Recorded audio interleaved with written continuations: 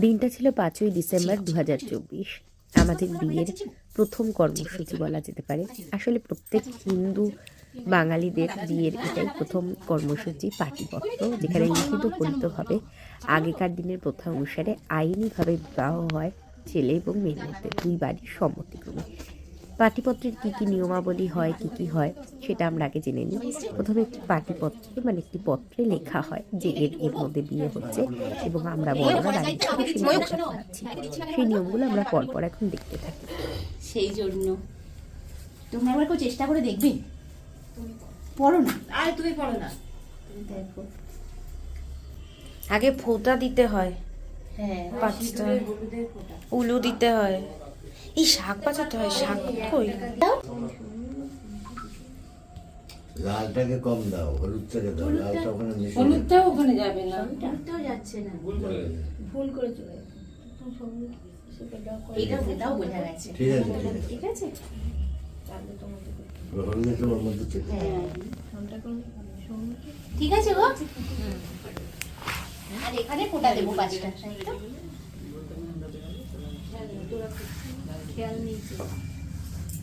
এই উলু দাও।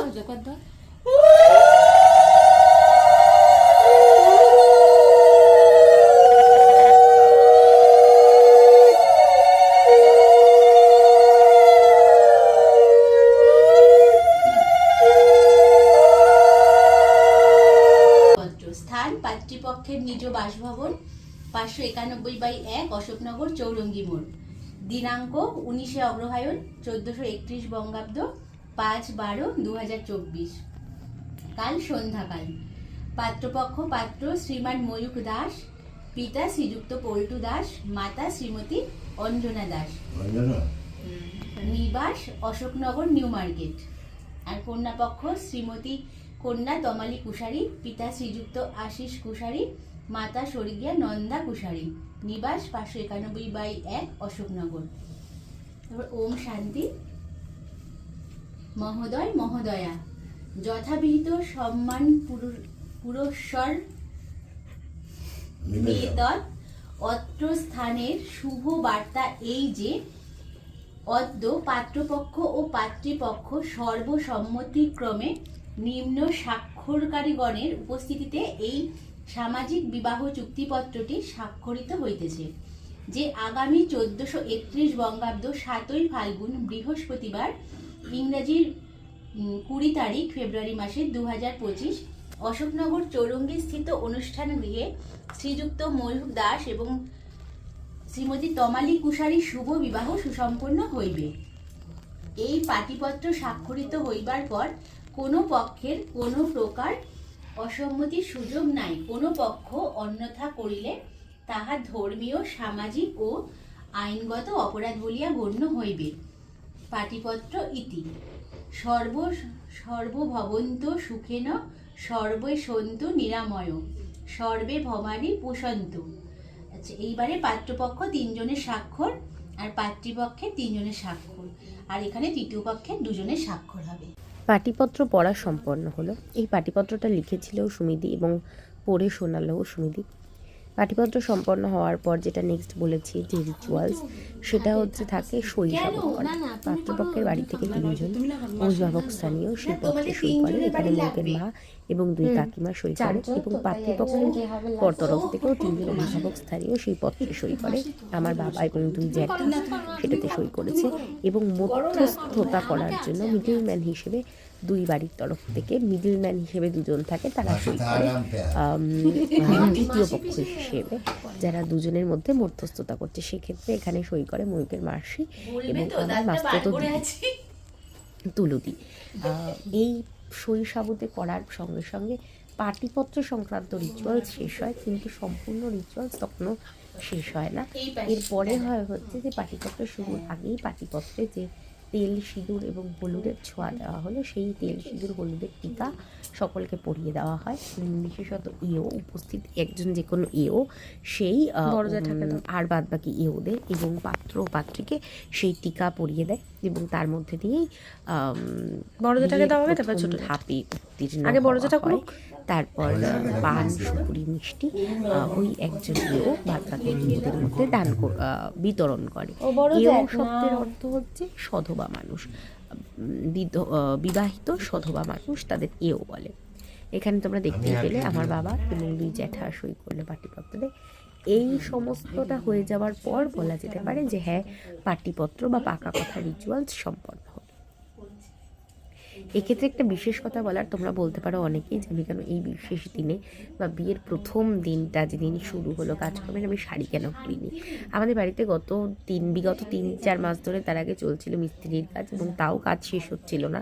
তাই জন্য শেষের কদিন প্রায় দুবেলা ধরে মিস্ত্রি কাজ করছিল বাড়িতে, রাত্রিবেলাও টাইলসের কাজ চলছিল, এবং ওই দিন সকালেও মিস্ত্রি কাজ করে মোটামুটি কাজটাকে কোনো রকম কমপ্লিট করেছিল।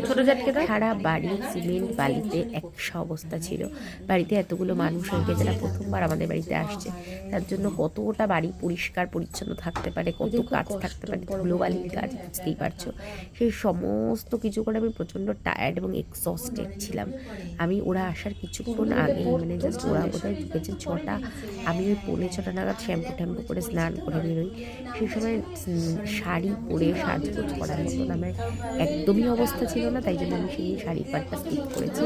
আমি একটা সুন্দর একটা পরেছিলাম, একটা চুড়িদার পরেছিলাম, এটা যথেষ্ট সভ্য ভদ্র সাজ এবং ওখানে ওখানে বলে আমি মনে করি অনুষ্ঠানের সঙ্গে সেটা খুব সুন্দরভাবে গেছে।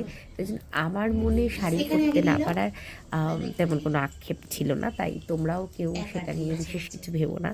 আর বাদ বাকি দিন তো পরেই রয়েছে শাড়ি পরার জন্য, আনন্দ করার জন্য। এখন তোমরা ওই তো দুই ওদিকে চলছে, কারণ তার সঙ্গে সঙ্গে মাঝামাঝি গল্প চলছে, একে অপরের সঙ্গে আলাপ পরিচয়ের কাজও চলছে। এখানে তৃতীয় পক্ষ হিসেবে ময়ূকের মাসি সই করছেন। পরে তো এখনো অনেক রিচুয়ালস বাকি আছে, ওই পোটা তিলক দেওয়া, পান সুপুরি বিতরণ করা ইত্যাদি। এর ভাগে একটা কথা আসলে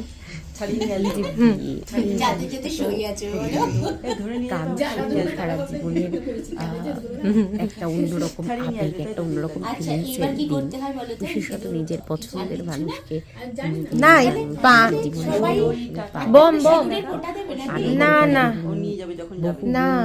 ওই পান সুপুরির মধ্যে মিষ্টি দিয়ে সবাই ওদের দিতে হবে।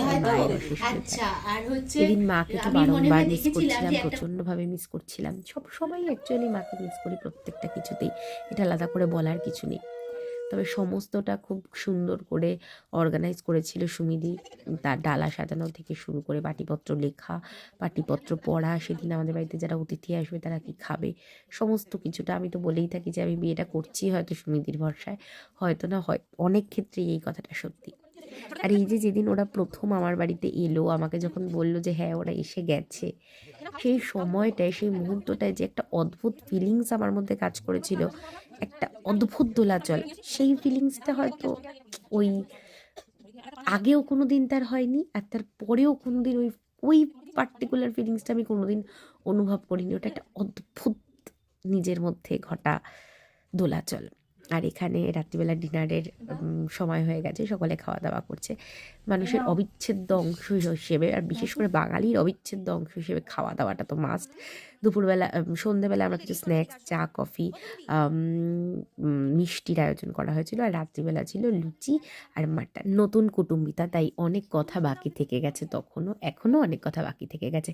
লাখ কথা না হলে তো বিয়ে হয় না। তাই খাওয়া দাওয়ার পর আবার একটুখানি কিছু সময় চললো গল্প গুজব, এবং তারপরে শুরু হয়েছিল ফটো সেশন। এইভাবেই আমাদের বিশেষ দিনটা কাটলো। তোমাদের এই রকম বিশেষ দিনে যাদের তোমাদের বিয়ে হয়ে গেছে, তোমাদের কীরকম এক্সপিরিয়েন্স হয়েছিল জানিও। আর আমার আগামী দিনের জন্য তোমাদের কাছে যদি কোনো সাজেশন থাকে সেটাও দিও। আর এই ভিডিওটা কেমন লাগলো সেটা কমেন্ট বক্সে জানিও।